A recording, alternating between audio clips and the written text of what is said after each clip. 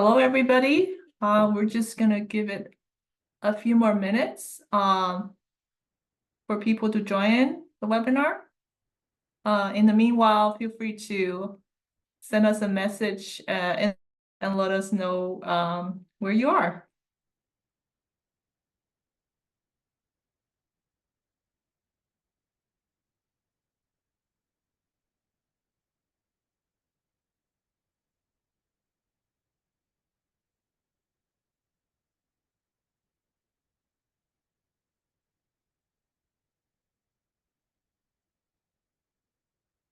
Great. See, people are still jumping on the webinar. We're gonna give it one more minute before we get started. Let's see. Oh, lots of cool places. Oregon, UK, Brazil, Minnesota, France, Newfoundland, Virginia, Sydney. Wow, must be late there. Argentina. Welcome everybody. We're just gonna give it a minute before getting started. Still waiting for people to hop on the webinar. We expect a pretty large audience here with us today. So Massachusetts, San Diego, Montreal, Atlanta. Welcome everybody. UK, Brazil, France, Alberta, Canada, Montreal. Wow, Vienna, Ethiopia. Wow. New York, India, New York City, Vancouver. All right, welcome everybody. Glad to see so many people jumping on the call from various corners of the world.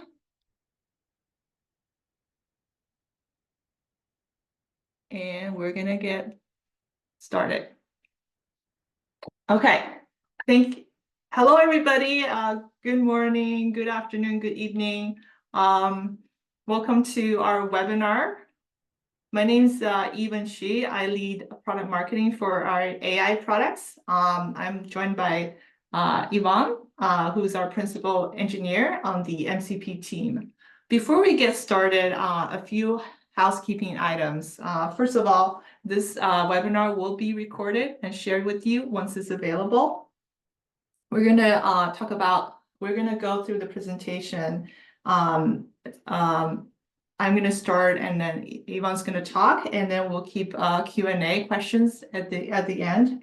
If you have questions, feel free to use the Q&A option instead of putting it directly in the chat. We expect a lot of messages flowing through the chat, so it will be hard to follow the questions there. And just one heads up, Yvonne and I are very different in terms of our presentation style. You also see the slides are also very different. So we're gonna kick this off. So keep the questions coming and let's do this.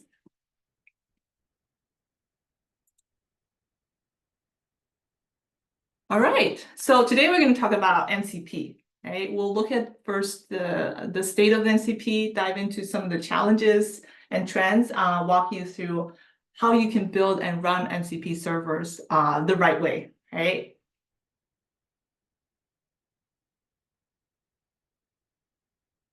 MCP Model Context Protocol is really becoming the default standard for connecting AI agents to tools and external data.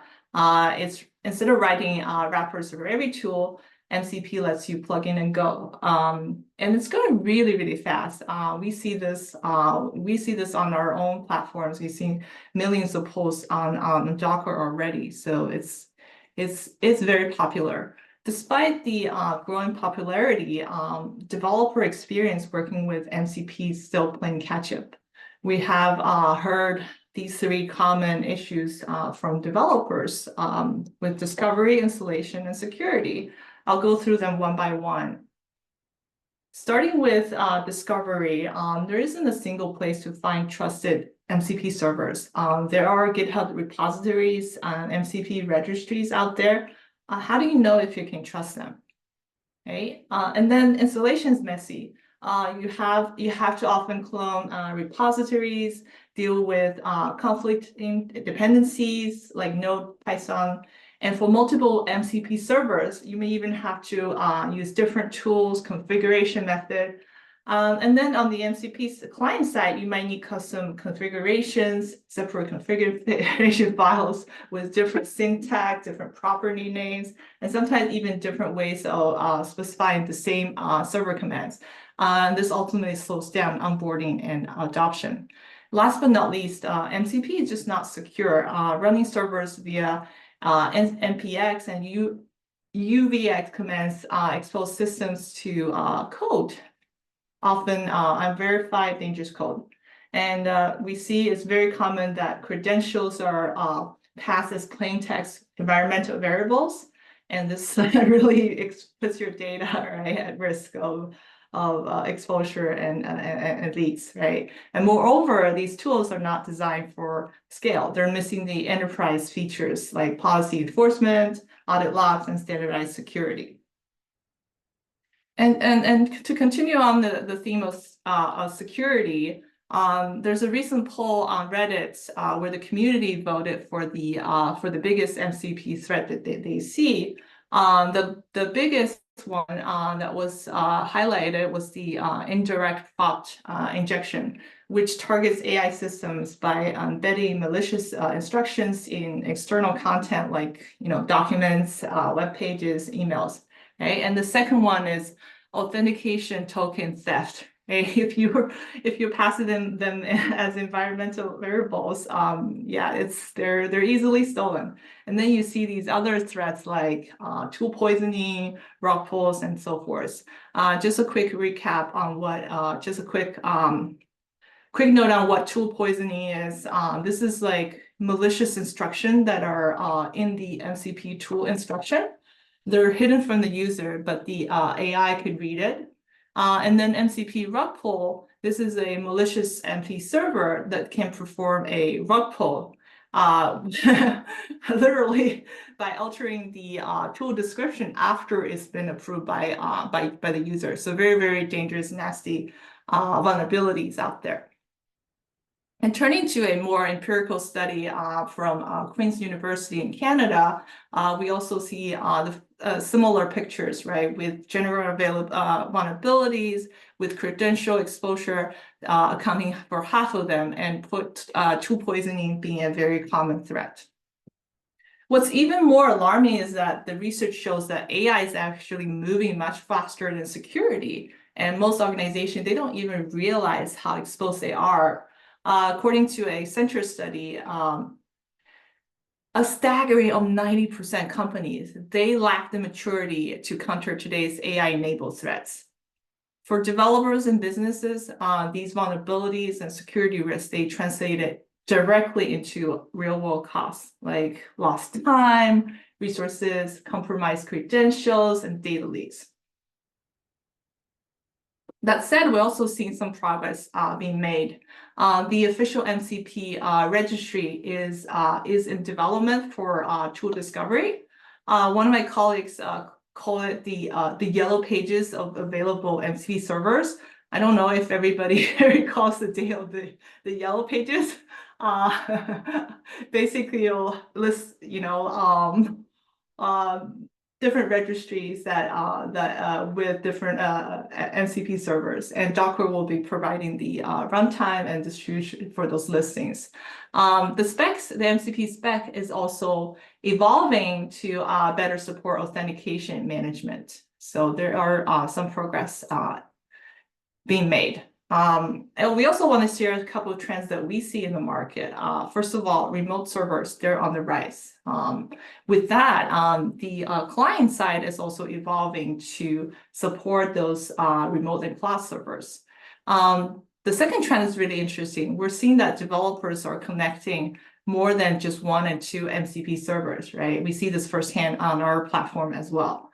And then last, there's still a lot of hype about agents, right? Companies are investing heavily to harness its potential. We see a 2.5x increase of organizations deploying AI agents or piloting or deploying AI agents from a lead from last year. So what are the implications of all this? Well, we have really passed the phase of developers just connecting individual servers, right? One at a time that they curate locally and run locally, right? As clients, they connect to both local and remote servers. Agent behaviors becoming more and more dynamic. There needs to be a better way to manage this, right? In other words, as MCP move from experimentation to production, we need a fundamental different approach to manage all this.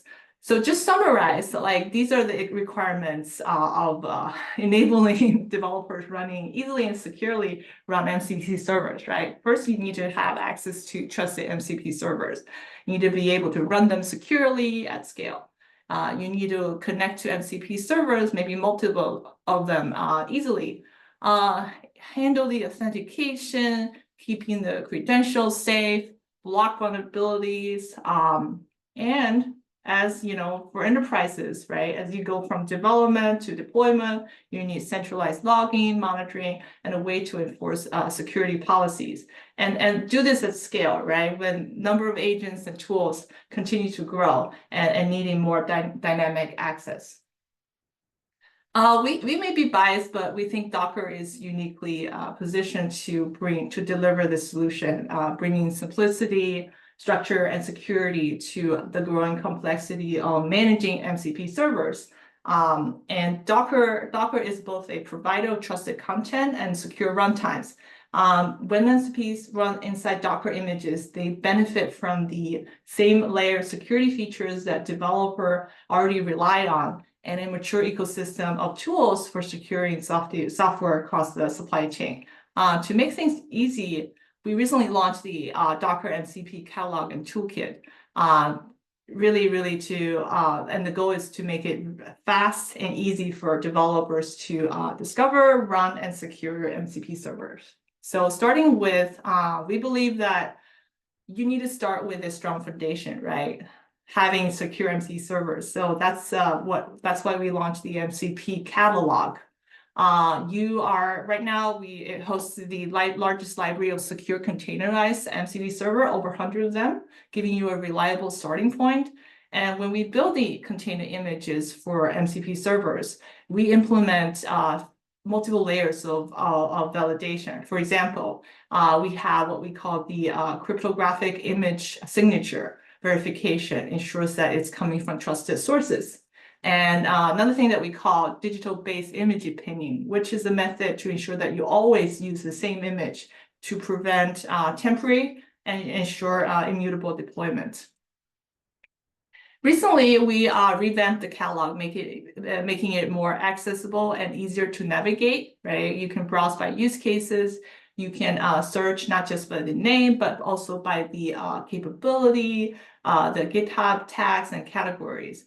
And then we also have what we call verified attribution, which is basically every catalog will clearly tell you whether it's Docker build or community build. So you always know who built it and maintains the MCP server that you are running. And I'm going to talk more about the Docker and community build servers in the next slide. So when we launched the new catalog, we also launched the submission process for featuring your MCP server on Docker. There are basically two types of servers. One is Docker build, right?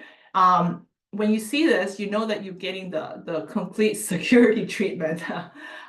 So all we control the entire build pipeline and providing the cryptographic signatures, vulnerability scanning, and so forth, right? Really, it's just a way to ensure that we have a secure variable record of what you're running, where it came from, leveraging Docker strength as a trusted content provider. And then you have the community build servers. Those are packaged as Docker images by their own developers. We don't control the build process, but they still benefit from isolation, container isolation, which is still a better solution than direct execution on your host systems. Starting with the secure foundation using trusted MCP servers is just step one. How do you ensure runtime security, right? Containers, they provide a strong layer of isolation between workloads, helping preventing one application from interfering with another or with the host system, right? And together with the verification of both provenance and integrity that we spoke of earlier, when we build the servers, right? These properties, they help to mitigate the risk of running untrusted MCP servers directly on your host or tampering with the other applications. So now we have containerized our server and have a secure runtime in place with containers. The next two things to think about is first, how do we optimize managing client connections to servers, right? Having each client launching its own server, meaning a lot of containers, a lot of communications, a lot of operational overhead. Right? And the second thing that we need to think about, how do we configure those servers specifically, right? The arguments and secrets that are passed to MCP runtime.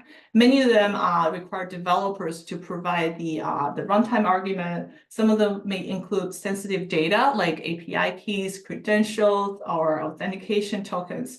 If those data are misconfigured, or worse, tamper with, right? It could lead to very serious security issues. That's why it's important to have a secure way to provide those for users to provide those secrets at runtime. And these secrets should be only injected into containers that actually need them, right? And never share more broadly with the system.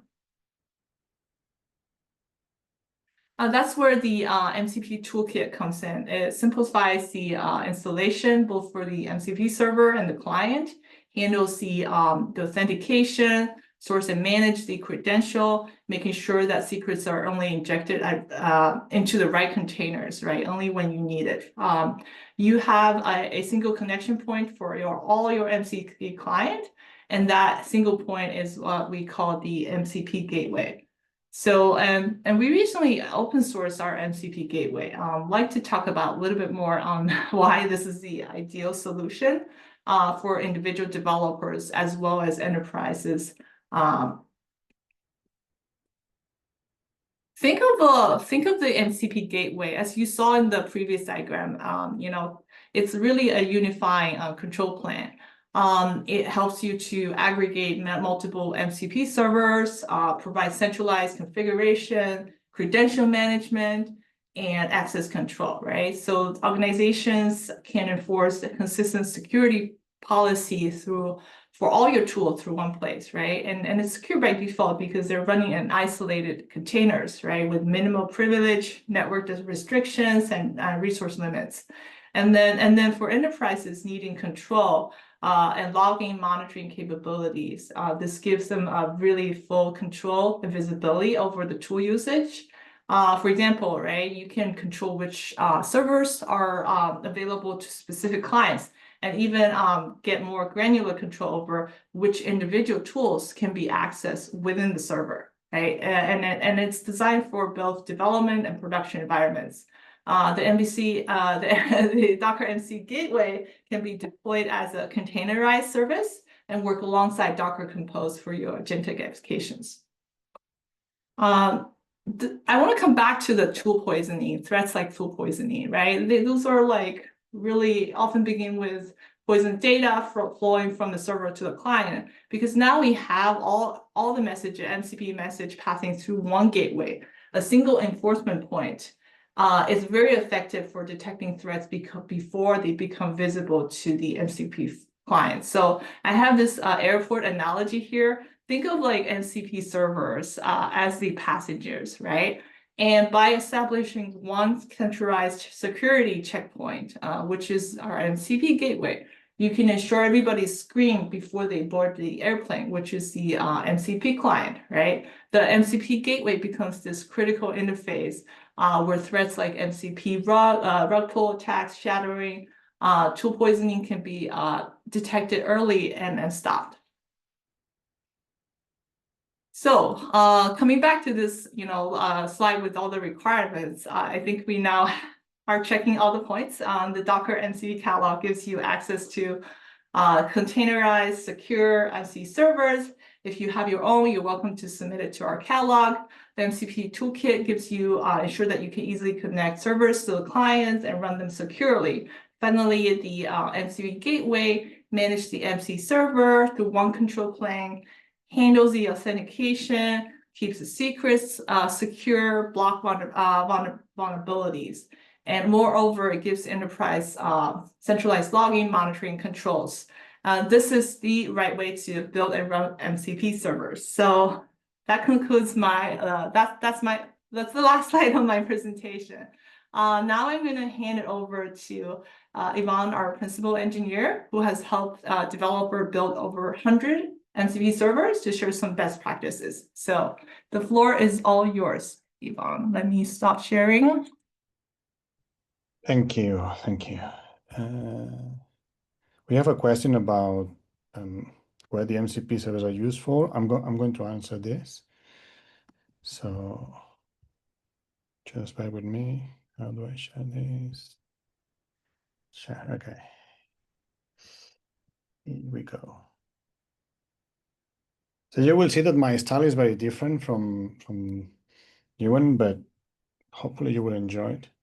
I'm going to talk about these 5 things. I'm going to show you what we call Docker MCP secrets that solves one of the issues with MCPs and secrets, or one of the problems that we're seeing with people stealing your secrets or your passwords.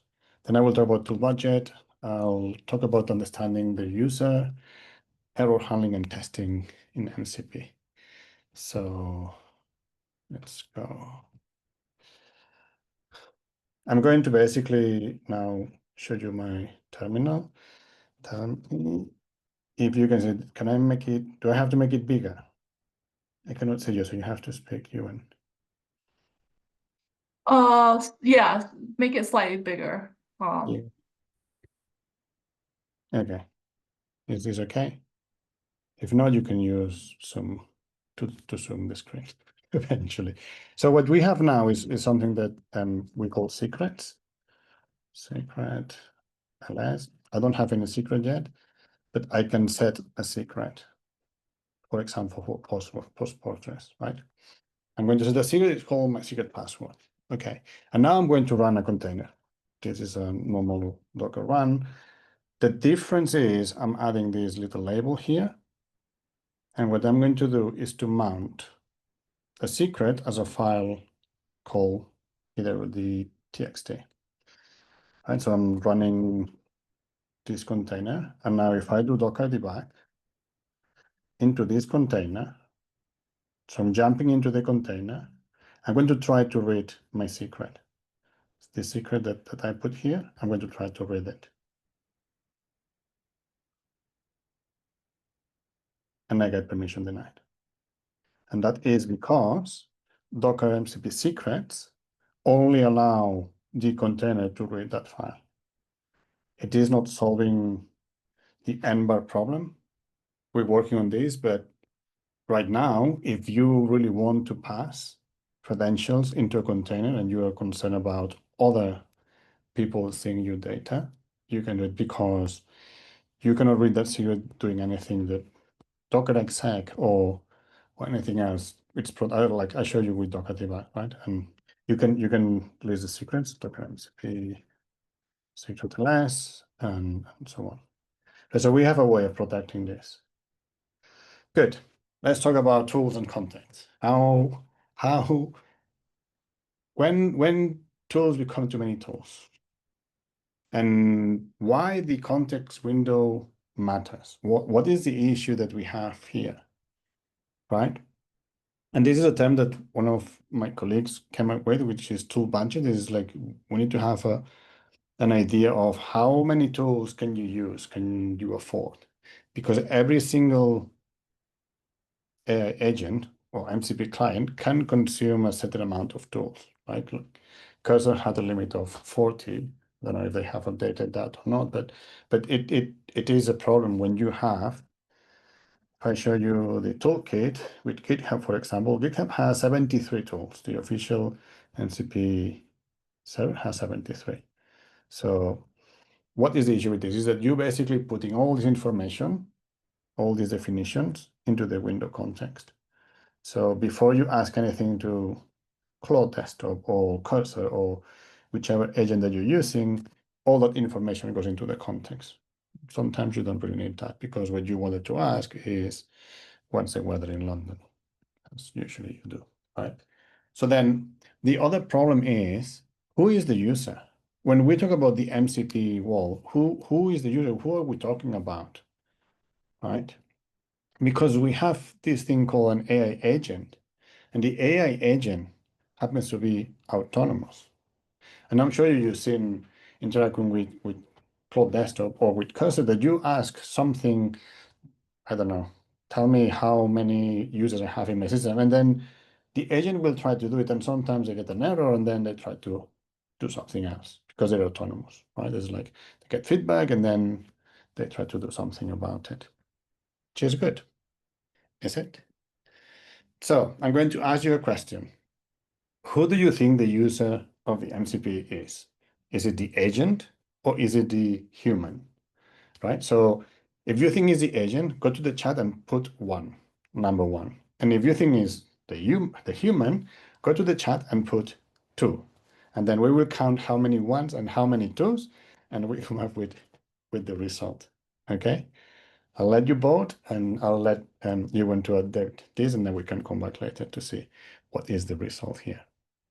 Okay, because the whole point is about who is in control, right? Who watches the watcher.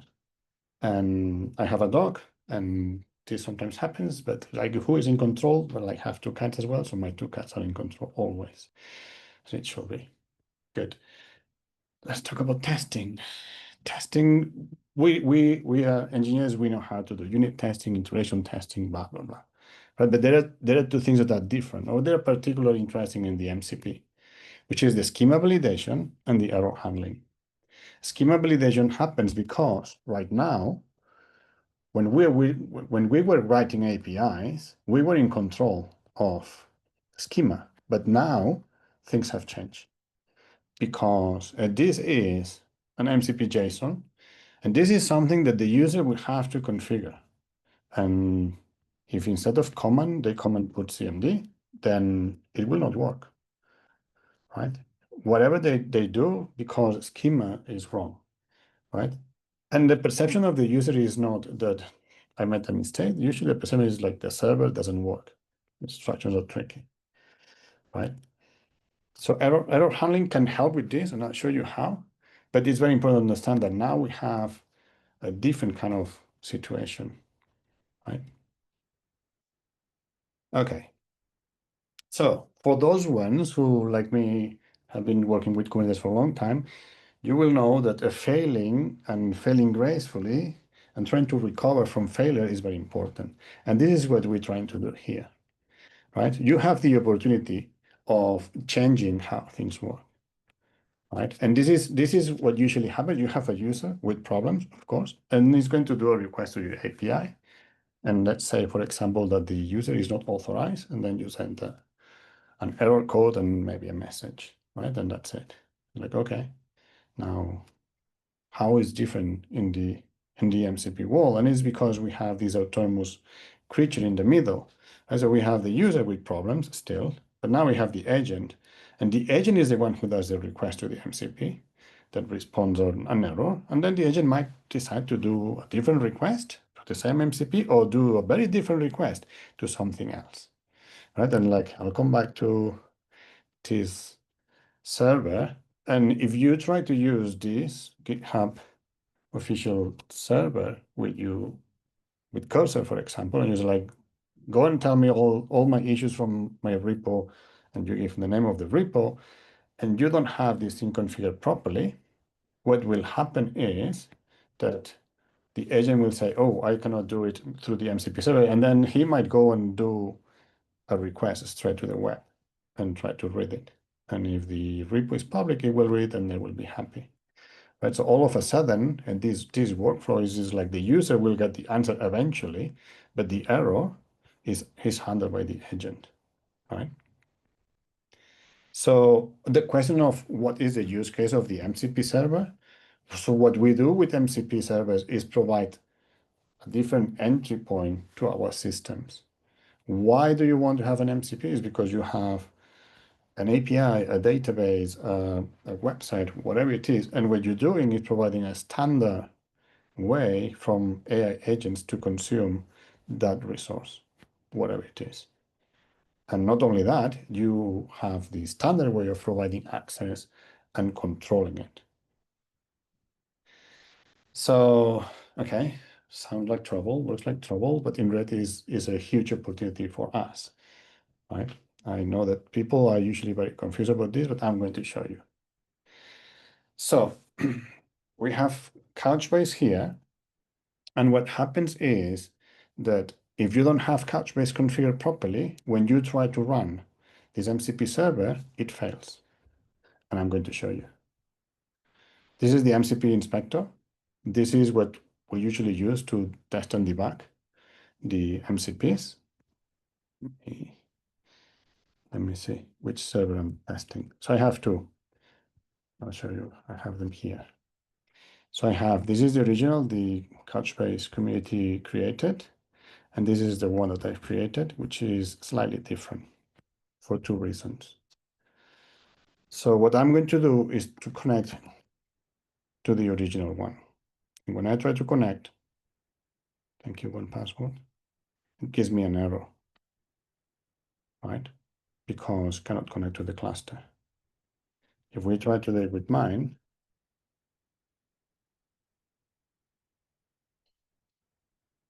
no typos, please. It connects. Okay.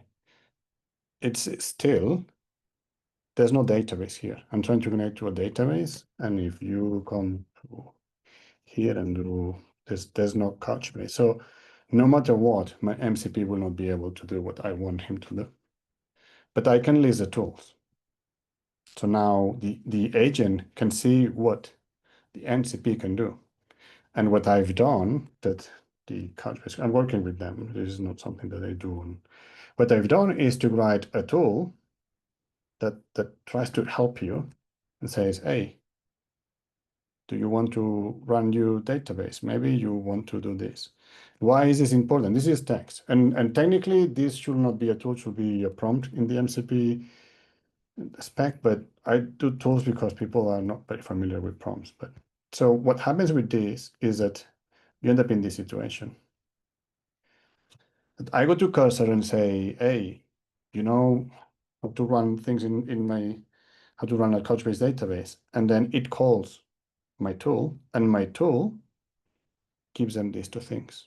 Like what I've done in that tool is to return a bash script that tells you how to run a local database with Docker. And it's not just doing the Docker command. Couchbase has to be initialized. You have to create a series of things, right? So I'm just like making life for the user very easy. You just click here, run, and I will run the Docker, and it will have the database, and then I will click here, and you will initialize the database. But then this is one of the things I was mentioning earlier about the error handling. You can control this now. You can go and say, hey, maybe I want to have this. So if people try to connect to my MCP server and for whatever reason is not well configured, I can help them. Or I can help the agent to come up with something and help the user. Right? So this is super powerful because until now, with an API, you don't have this capacity. But because we have this autonomous creature, we can take advantage of that. Right? The other thing that is very important is testing. And testing is hard because it's non-deterministic LLMs. So this is something super alpha is not in the toolkit yet, but I thought that it was good to show you. I use what we call Agentic Compose, and here's the repo. If you come here, you will see like you can use any kind of framework to do this. I use Crew AI, but in reality, you can do whatever you you feel comfortable with. Right, and what I do is I create a compose file that has my agent, that is basically Crew AI, and has the gateway. And in the gateway, I define my MCP server and the tools that I want to test, and a local model. And then I do compose app, and then boom, I run these things. And it's classic compose, right? This is nothing new. And what happens is that Crew AI is going to run a series of agents, and the agents are going to run a series of tasks, right? Show you again. I think that this is here. So I don't know if you're familiar with Crew, but it's super simple, right? It's like I just want to run my test, and here you define your Crew is like have these agents, and the agents have this task. And the good thing in Crew is that you define things in YAML, because we love YAML, of course. And so I have a QA agent, and then I have the tasks, which are my unit tests. But then you can see the unit tests basically prompts. This is interesting because I have all these prompts, and I have what I want them to do and what I would expect. But in my compose file, I can change the model.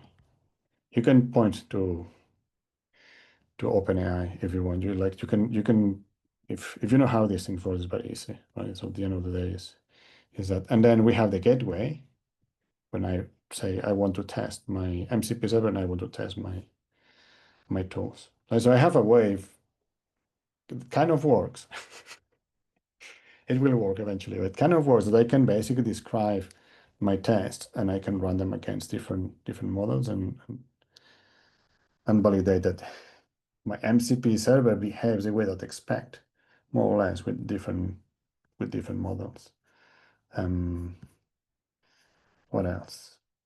Okay, this is the controversial one, which was about listing tools, right? But I showed you already the difference between listing tools. Let's just see example. Listing tools.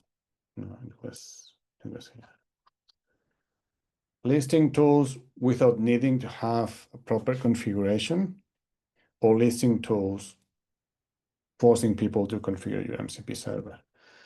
And we have loads and loads and loads of servers here in the catalog, and the majority of them need some kind of configuration. Not this one. Stripe. Oh, it needs something.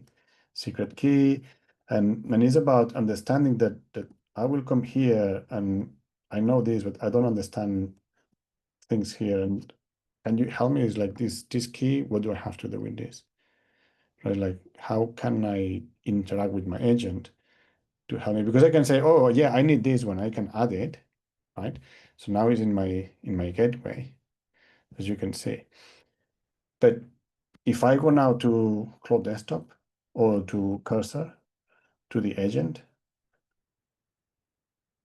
this one, and start talking about my MCP server, the MCP server is not going to help me much if there's not a tool like the one that I show you that I put in Couchbase, like, oh, if the user needs help, this is what you can do, or how you can help him, right? Good. And I think that's all I have. So I show you the secrets. I show you the importance of managing the tools, number of tools, and etc. Super important to think about who is the user and who is not. Have you updated the poll? Do we have the results? I Not don't yet. have the exact count because it was very hard to count with the scrolling chat. But Okay. visually inspecting the chat history, I think option one definitely outnumbers option two. And there's a couple of people who said it was both, and so one is clearly the winner. Okay. So I did this poll in a Docker meetup yesterday in London, and the human won yesterday by one. But yeah, I mean, to me it's interesting because I want to understand the perception of people, right? To me, it's very clear that we have the user and then we have the agent, right? And the agent interacts with the MCP guided by the user, right? It's like, but this is not a proxy because this component can make decisions on its own, right? So you have to take that into account. And in particular, if you are sending an error back and you don't want the agent to just try to do something, you can tell the agent, don't try anything else, just report back to the user to make a decision. If you do that, if it's a normal model like Claude and ChatGPT, and like they will do what you say from the MCP, and they will come back to the user and ask or confirm or whatever. Right. So it's very important to understand that from here you have control about how to direct this piece here. But that's all I got. I'll stop sharing and you can finish sharing and taking it away. All right, okay, thank you. That was super helpful, Yvonne. And let me reshare my screen too.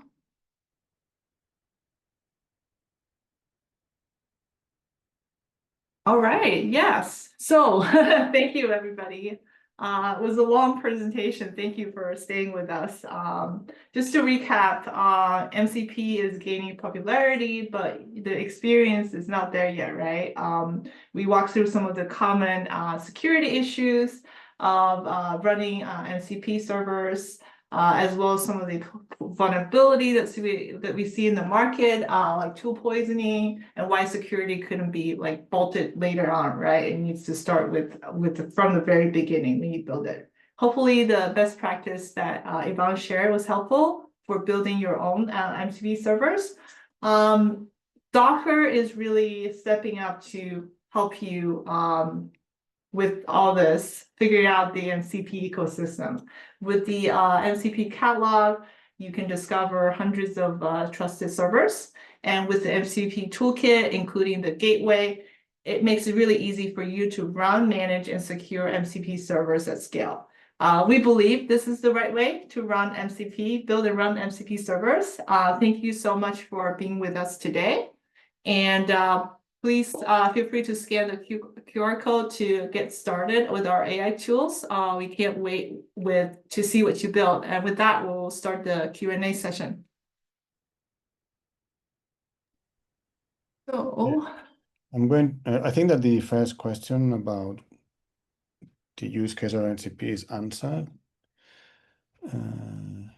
If we're developing our own MCP, can we deploy those to our private Docker Hub account for consumption by internal engineering? Yes. Yes.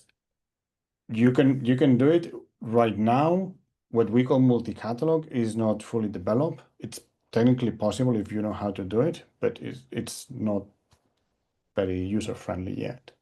But I think in the next 2 months, we will have a much solid way of dealing with multi-catalog. And by multi-catalog, I mean that you can then add your own MCP servers that you don't have to publish anywhere.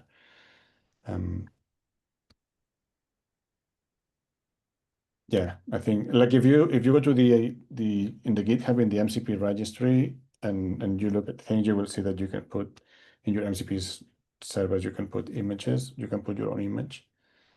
So yes, I think that's good. The gateway runs in 2 ways. You can run it as a process in like Docker Desktop will run the gateway for you, or you can run it as a container. You can choose. And so like in the Agentic Compose, you can see an example of running as a container. And same thing. One of the things that we have in the gateway is what we call interceptors. And if you run I think that by default, the password leaking is enabled. So and this means that if you go to your MCP and your MCP server returns anything that we think is a password, we will redact it. So the agent will not see that password, right? But if you want to know more, go to the MCP gateway, the GitHub repo. There's code is open it's source. the middle, it's the one in the middle, the QR code Yeah. that you can Or scan. scan this QR code in the middle and all that. And we'll love to do a POC. Is there a resource we can connect with if we need help? Well, I'm going on holidays, but you can ping me like an MCP registry in GitHub. You can ping me there and I can give you a hand. If you're in the Docker Slack in the community, you can find me there as well. I've been helping people there. So yes. Can you send Docker? Yeah, because everybody wants my gifts. Yes, yes. I think that we share all this information. Yeah, we'll share the recordings, and I did share the link to the GitHub repository in the chat. I can do that again. I don't know, you see that in the recording, but I'll share a link in the chat again for everybody who's interested. Yeah. Okay. Let me share my screen again, because there's another question about the on-prem. I'm going to show you how this thing works. So when you have the gateway and running as if you want to write as no, it's in this one. If you want to write as a container, this is how you configure it. You configure your servers and you configure the tools. And this service comes from the catalog, and the catalog lives here. Registry. This is your catalog. These are the components that you have added. If I come here and add someone else, I don't know, Grafana.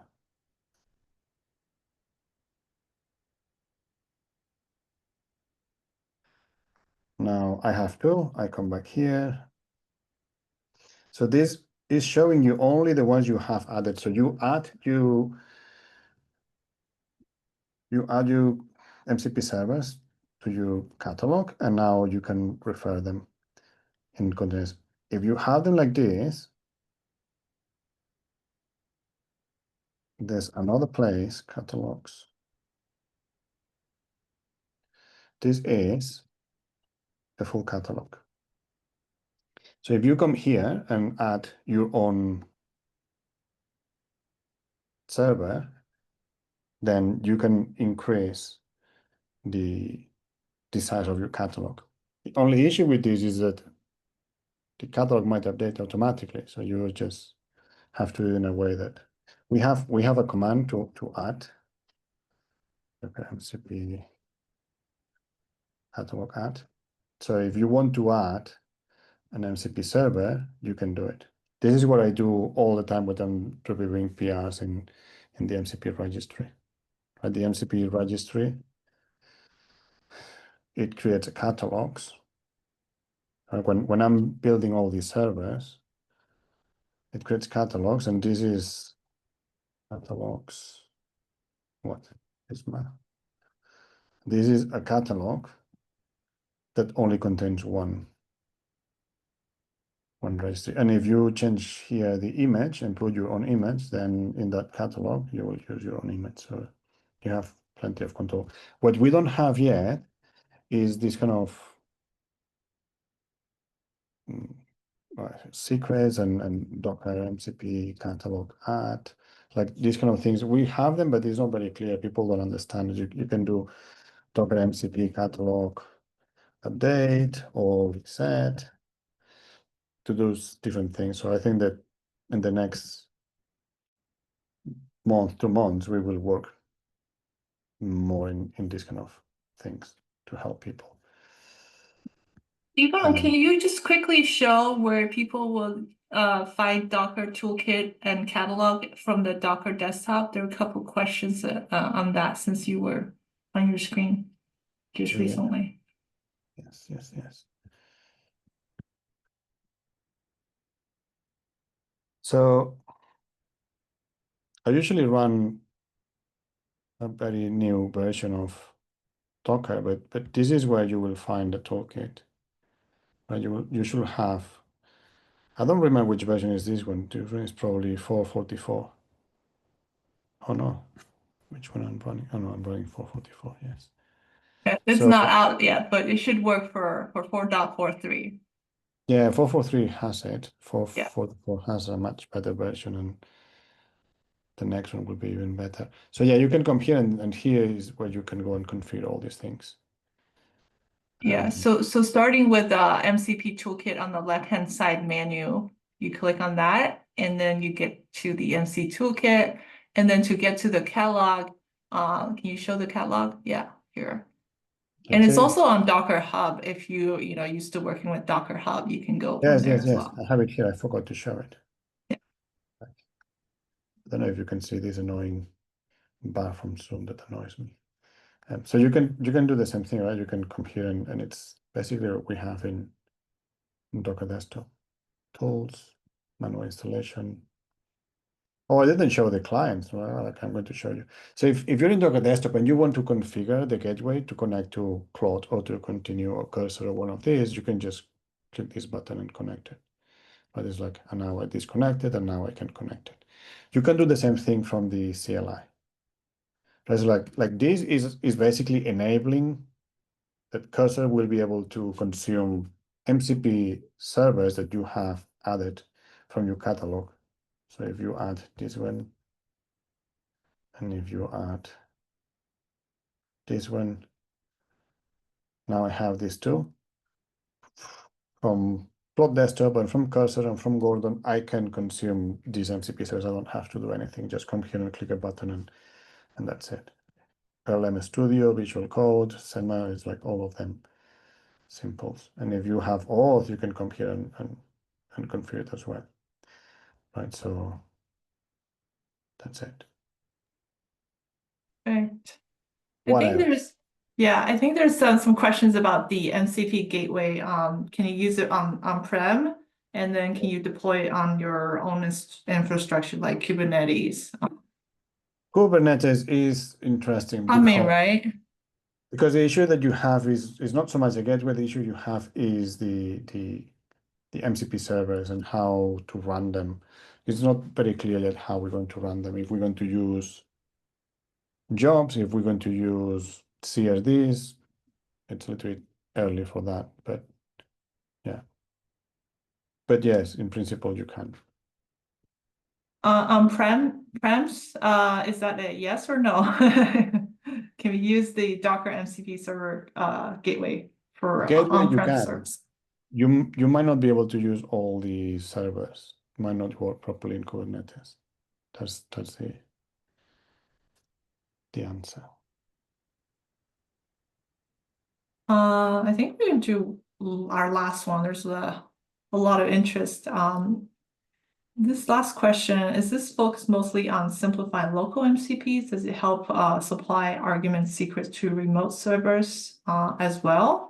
Most remote servers use authentication 2.0, but local can supply environment variables. Argument, is there a way to supply that information to remote MCP servers? Yes, this is part of like right now what we have is local. We're starting to have some remotes, but it is tricky.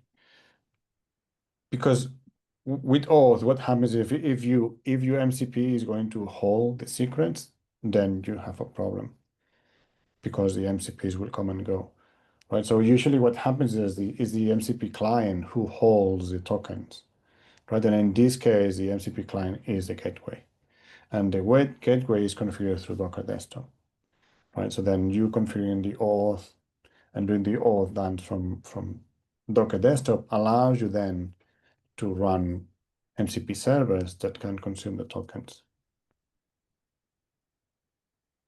So we're gonna, that's something, the remote servers and the Yeah, authentication, that's remote servers something are that probably we're working on to the next two bring in. releases will have a much better support for them. Okay, Yeah, same thing for auth. great. Thank you everybody for your time and the questions. Very, very happy to have walk you through the presentation, and hopefully it was useful and helpful to you. Please help us answer the surveys at the end of the webinar so that we know what you're interested in and can cater the content in the future to your needs. Thank you so much again for your time. We'll see you at the next webinar. Have a great rest of your day. Bye-bye. Thank you. Bye-bye. Thank you, Yvonne.